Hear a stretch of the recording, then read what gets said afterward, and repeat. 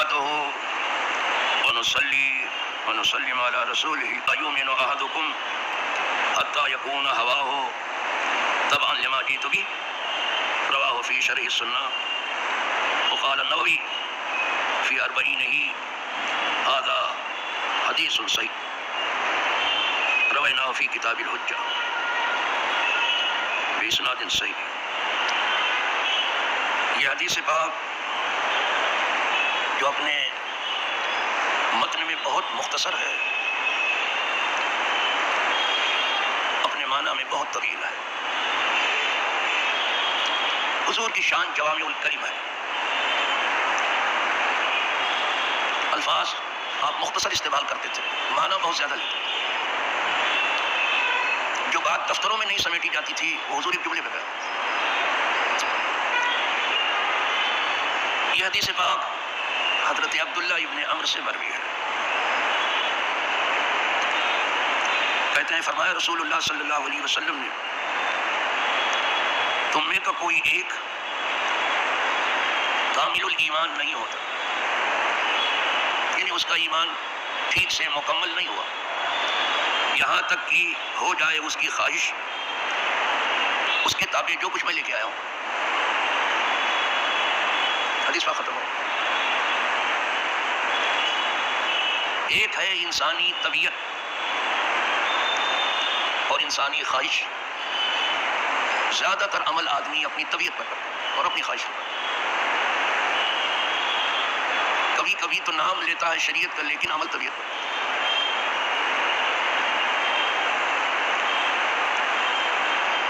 حضور فرما رہے ہیں کہ وہ جن کا ایمان بالکل پرفیکٹ ہے، مکمل ہے، انہوں نے اپنی طبیعت کو ہماری شریعت کے نیچے کر دیا. طبیعت کچھ کہتی ہے اور شریعت کچھ کہتی ہے. انہوں نے طبیعت کو نیچے ڈال دیا اور شریعت پر آگے بڑھ کے عمل کر. یہ کامل الایمان. اور کچھ لوگ ہیں کہ جب شریعت کچھ کہتی ہے اور طبیعت کچھ کہتی ہے تو اپنی طبیعت ہی پر عمل کر لیتے ہیں اور کسی طرح سے کھینچ تان کر کے اسے شریعت کے مطابق بتانا چاہتے ہیں. ممکن ہے کچھ آدمیوں کو وہ سمجھا لے جائیں، لیکن بہت مشکل ہے کہ آدمی خواہی نخواہی اپنا دین اپنے خدا کو بتانے چلے. یہ میرا دین. اتعلمون دینکم، کیا تم اپنا دین مجھے سکھاتے ہو؟ ہوشیاری کرتے ہو؟ کیا ہے ہوشیاری؟ وہ بتاتا ہے کچھ. تو یہ فریب انسانوں میں تو کام کر سکتا ہے لیکن خدا کے یہاں نہیں کام کرے گا. یہ کھوٹا سکہ انسانوں میں تو چل سکتا ہے لیکن خدا کے یہاں یہ سکہ نہیں چلے گا. اسی طرح کہیں کہیں فرمایا گیا کہ لا یؤمن احدکم حتی اکون احب الیہ من والدہ وولدہ والناس اجمعین. تم میں کا اس وقت تک کوئی ایک ایمان والا کامل الایمان نہیں ہوتا جب تک کہ وہ مجھ کو زیادہ نہ چاہے اپنے ماں باپ سے، اپنے آل اولاد سے اور سب سے. اسی انداز کی حدیث ہے وہ کامل الایمان.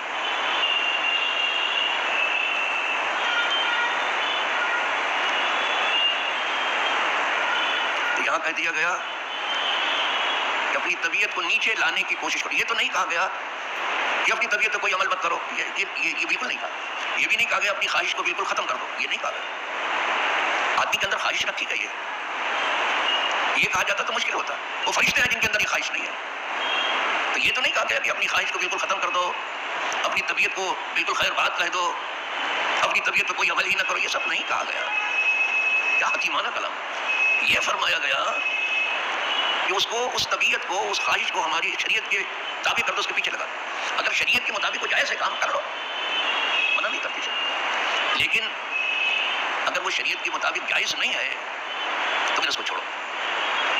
اسی لیے کبھی کبھی آپ نے دعا کرنے والوں کو سنا ہوا ہوگا اللہ تمہاری جائز خواہشات کو پوری کرو. جو جائز ہے دیکھا، خواہشیں دو طرح کی ہیں، ایک جائز ہے ایک ناجائز ہے.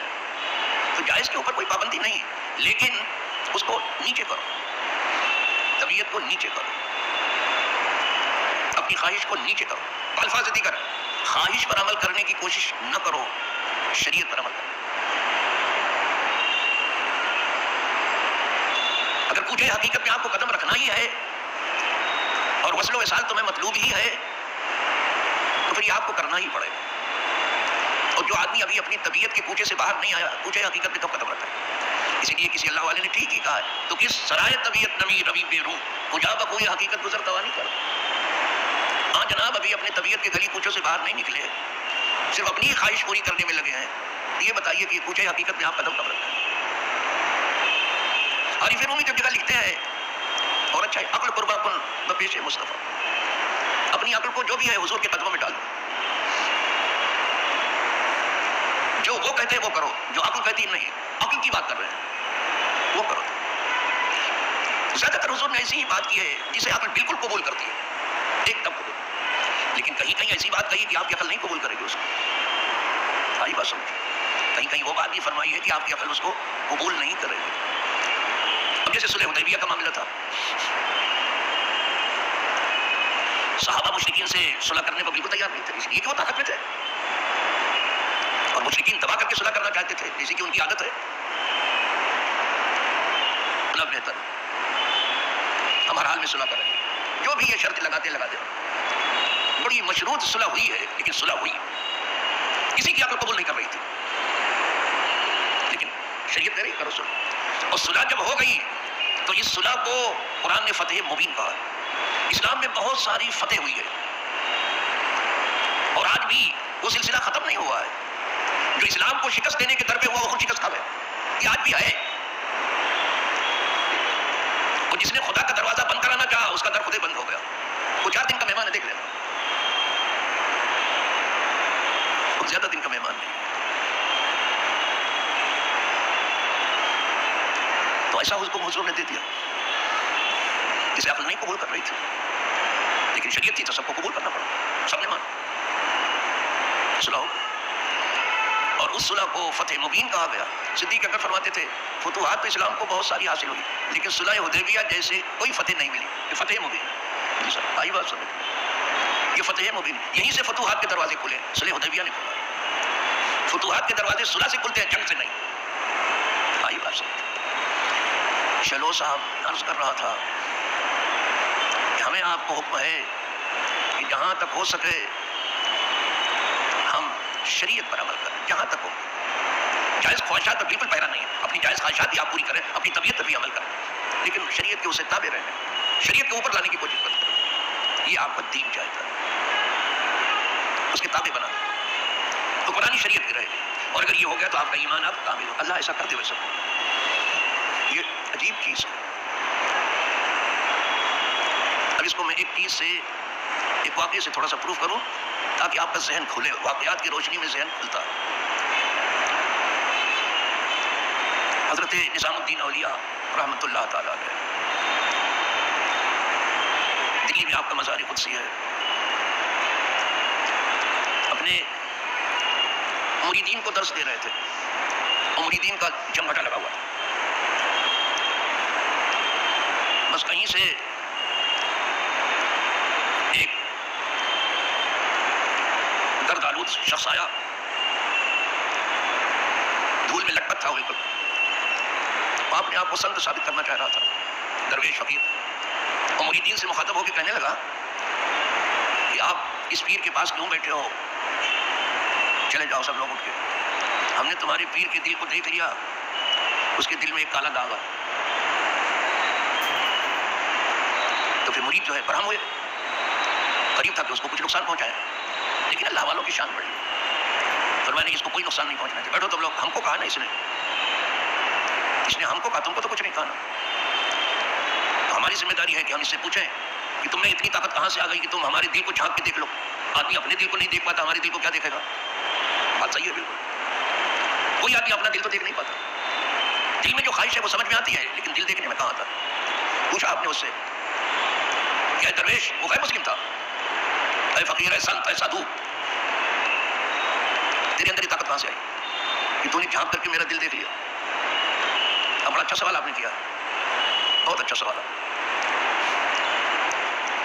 میں نے اپنی خواہش کو چھوڑ دیا, جو میری طبیعت کہتی ہے میں وہ نہیں, اس کے الٹا کرتا ہوں. جو بھی میری خواہش کہتی ہے یعنی بری بات کے لیے, سب اس کا الٹا ہی کرتا ہوں. کبھی خواہش پر عمل نہیں کیا. یہ کرتے کرتے جو ہے ہمارے دل میں روشنی آ گئی. اب میں اپنا بھی دل دیکھتا ہوں اور دوسرے کا بھی دیکھ لیتا ہوں. کہا تو نے ٹھیک کہا, بالکل صحیح کہا. اپنی خواہش کے خلاف عمل کر کے تو نے یہ درجہ حاصل کر لیا, تو کیا تو اب بھی اس پر عمل کرے گا؟ ارے بولا میں زندگی بھر عمل کرتا رہا, اب بھی کروں گا اس پر. میری خواہش جو کرے گا اس کا الٹا ہی کروں گا, اور یہ بہت مشکل کام ہے. میں زندگی بھر کرتا اب بھی کروں گا اس کو. کہا تو پکا وعدہ کر اب بھی کرے گا؟ اب بالکل کروں گا اس کا الٹا. میں نے تو زندگی بھر یہی سب کیا ہے. ٹھیک ہے, تو میں کلمہ طیبہ تیرے پر پیش کر رہا ہوں, پڑھ لا الہ الا اللہ محمد رسول اللہ. جیسے آپ نے کہا کلمہ پڑھ, وہ سادھو صاحب کا پکا رہ گیا. آپ نے کہا کیوں دیر کر رہا ہے, پڑھ.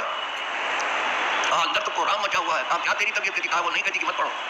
غیر مسلم تھا وہ, ان کے اندر بھی یہ کمال آ جاتا ہے خواہش کے خلاف کرنے سے. جی صاحب, کہا اندر تو کوہرام مچا ہوا میرے کہ کلمہ نہیں پڑھنا. اور کہا تو نے وعدہ کیا کیا ہے کہ میں اپنی خواہش کے خلاف کروں گا؟ کہا بالکل کیا. کہا پھر؟ کہا میں نے جو وعدہ کیا وہی کروں گا. یہ طبیعت کہتی ہے, میری خواہش کہتی کلمہ نہ پڑھو, لیکن میں نے زندگی بھر اس کے خلاف کیا, اس کے خلاف ابھی بھی میں کلمہ پڑھ رہا ہوں, لا الہ الا اللہ. جیسے کلمہ پڑھا اس نے, بس کیا کہنا تھا صاحب, دنیا بدل گئی. اگر صحیح معنوں میں کوئی کلمہ پڑھ لیتا ہے دنیا بدل جاتی ہے بھیا. یہ بہت آسان نہیں ہے, لیکن ٹھیک سے پڑھے, صرف زبان چلانے کے لیے. زبان سے کہہ بھی دیا لا الہ تو کیا نکاح دل جو مسلمان نہیں تو کچھ بھی نہیں. دل سے پڑھا اس نے, بس دنیا بدل گئی اس کی. کہا کلمہ آپ نے تو نے پڑھ لیا, اب میرے دل کو دیکھ. اب نظام الدین اولیاء نے کہا اب میرے دل کو دیکھ. دیکھا تو دل چمک رہا ہے, دیکھو وہ کوئی کالا دھبا ہے ہی نہیں اس پر. دیکھا اس نے, کہا میں کیا دیکھ رہا ہوں, ابھی کچھ دیر پہلے میں نے دیکھا بہت کالا بڑا سا داغ آپ کے دل پہ تھا, اب تو میں دیکھ رہا ہوں کہ آپ کا دل جو ہے وہ آفتاب و مہتاب کی طرح سے چمک دمک رہا ہے, چاند سورج بھی شرما جائے ایسی چمک دمک اس میں. میں کیا دیکھ رہا ہوں, حیرت میں ہوں, میں نہیں تو دیکھا تھا. کہا دیکھ رہا نا آپ کوئی کالا دھبا ہے؟ کہا بالکل نہیں ہے, وہ تو بہت زیادہ روشن ہے آپ کا دل, لیکن مجھے حیرت ہے کہ میں نے پہلے کیا دیکھا تھا اور کیا دیکھا. کہا سن لے, تو وہ میرے دل کا داغ نہیں تھا جو تو دیکھ رہا, تیرے دل کا داغ تھا کفر کا. جب کلمہ تو نے پڑھا تو وہ داغ مٹ گیا. تو نے اس وقت بھی مجھے نہیں دیکھا تھا, اس وقت بھی نہیں دیکھ رہا. میں ہوں آئینہ, آئینے میں آدمی اپنے کو دیکھتا, آئینے کو نہیں دیکھتا ہے. میں آئینہ ہوں خدا کا بنایا ہوا, وہ داغ تیرے دل کا تھا جو میرے اندر دیکھ رہا. جب کلمہ تو نے پڑھا وہ مٹ گیا. خدا کرے سب کے دل کا داغ مٹ گئے, سب کا دل روشن ہو, سب کے دل میں نورانیت آئے. اور اللہ پاک وآخر دعوانا الحمدللہ رب العالمین. الفاتحہ.